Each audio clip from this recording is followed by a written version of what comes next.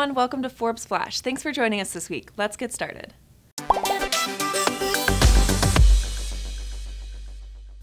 Our latest cover story takes a look inside the mind of President Trump, identifying the thought process behind many of his recent policy decisions. As Forbes magazine editor Randall Lane writes, that pundits shouldn't continue to be shocked by Trump's decisions. He's been the same for the 35 years Forbes has covered him. He views governing the way he does business, writes Lane, as an endless string of deals to be won or lost, both at the negotiating table and in the court of public opinion. If you haven't read the story yet, or heard about his IQ test challenge to Secretary of State Rex Tillerson, you can find it at the URL below. In September of this year, Melinda Gates announced that the Bill and Melinda Gates Foundation will make a $20 million investment over the next 3 years to strengthen women's groups worldwide. As the world celebrated International Day of the Girl earlier this week, the Gates' commitment to advancing gender equality was again in headlines. If we're serious about changing the world, says Gates, we should invest in the people who already are. Here's the 3 things you need to know from this past week. It's not just nap pods or paid paternity leave that land a company at the top of our world's best employers list.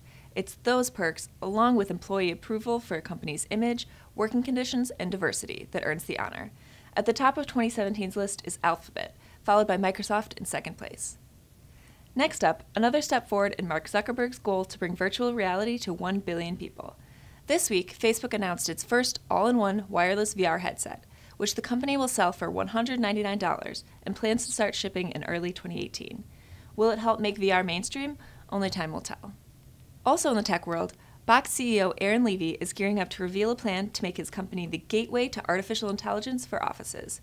Box's push into AI isn't unique. It joins an already crowded field, but Levy says the 30 billion files already on Box's software are an undeniable advantage.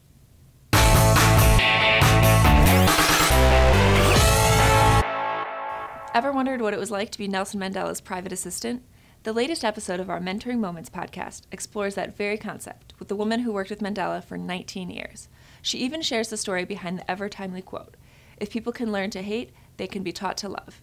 If you're not following Forbes Podcast on Twitter yet, check it out for this story and many more.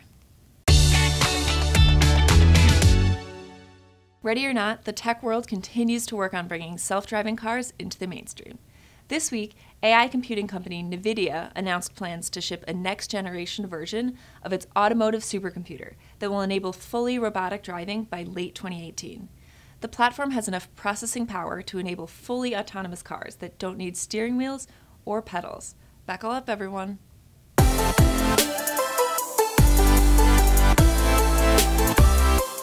Hi everyone, I'm here with Forbes entertainment reporter Maddie Berg to talk a little bit about what's next for the Weinstein Company after all of the allegations that have come out over the past week. So Maddie, a lot has been coming out and you've been covering this along with Forbes associate editor Natalie Robomed. You guys wrote a piece about what's next for the Weinstein Company. Can you tell us a little bit about what to expect? Yeah, I mean, I guess right now it's answers unknown. We do know a few concrete details. Harvey Weinstein was fired from his role on Sunday. He founded the company with his brother. He was the co-chairman of the board, but they very swiftly let him go after the allegations, which was a really kind of interesting and fast reaction. You know, a week ago, before this all came out, he was Hollywood's most untouchable man. You know, people worshipped him in and outside of the industry, and it's pretty crazy to see him fall like this. And we do know that the Weinstein Company is looking to change its name to kind of disassociate from Harvey in the next week, maybe days, we don't really know. We also know that its board, logistically speaking, it's messy. You know, half the board quit basically. There are 4 remaining board members. They're going to need to build that up in order to make decisions, to vote, to figure out where the company goes next. And it would be really smart to add a woman or 2 to that board. There's then kind of what happens to the various deals that have been going on. Apple has already kind of scrapped a plan to work with the Weinstein Company on some TV series.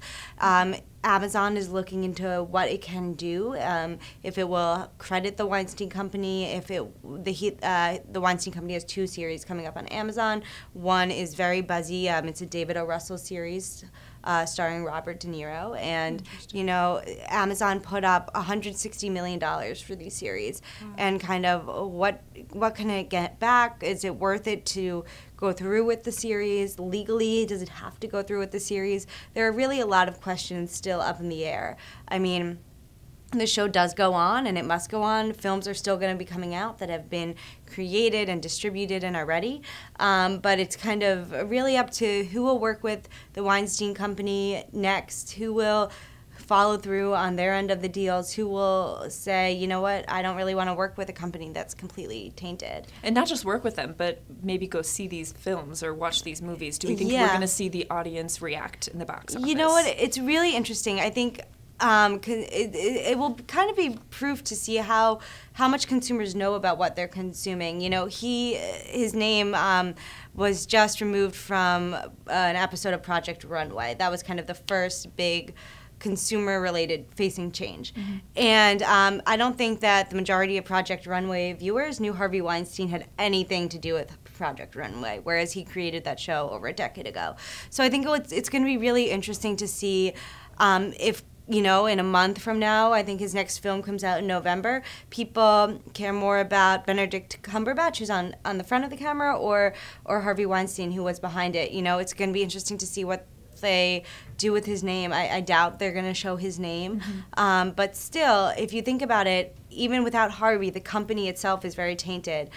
There's a lot of discussion about how this is an open secret, and how people at the company covered for him or helped him get away with the alleged assaults and alleged harassment. And all of the allegations are kind of in circumstances where Harvey is acting as an executive of the company. They were quote unquote business meetings, or, you know, meetings about a film or distribution or casting meetings. So it's not like with maybe Woody Allen, where the alleged assault is kind of in his personal life. These are very much company affiliated circumstances and also company liabilities. Absolutely. So is the Weinstein Company on secure financial footing? So that's another thing that people kind of have been ignoring, but Natalie and I really looked at is where was it before this even happened? What was the state of the Weinstein Company?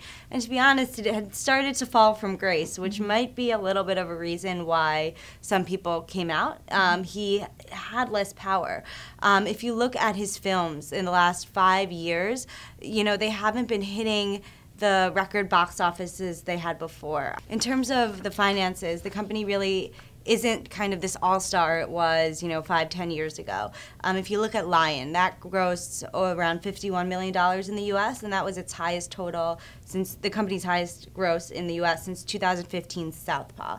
And it hasn't crossed $100 million since Lee Daniels' The Butler in 2013. So it's been a rough couple years where this box office behemoth is kind of, you know, slowly fading away. And part of that is because it can't afford all of the great movies it might want to. You know, Netflix, Amazon, and Hulu are stepping up at Sundance, at Toronto Film Festival, at Venice Film Festival. They're really kind of coming in with these huge billion-dollar budgets that the Weinstein Company doesn't have, and buying up content. And then there's also the TV side of the business. And, you know, that had always kind of been something the Weinsteins had invested in with what the outside world thought they'd be able to sell for cash, you know, in case they ever needed funding. It's a profitable business.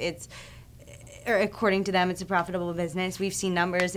We think it's profitable. And, you know, with that business, they haven't been able to sell it. And I think that's, you know, partly maybe because of these accusations as an open secret in Hollywood, partially because the Weinstein Company kind of overvalued the TV unit. But, you know, without being able to sell that for extra cash, and with their films kind of not doing as well as before, there's the balance sheet. It's not a problem yet, but it might have been a problem in the future with or without these allegations. Absolutely.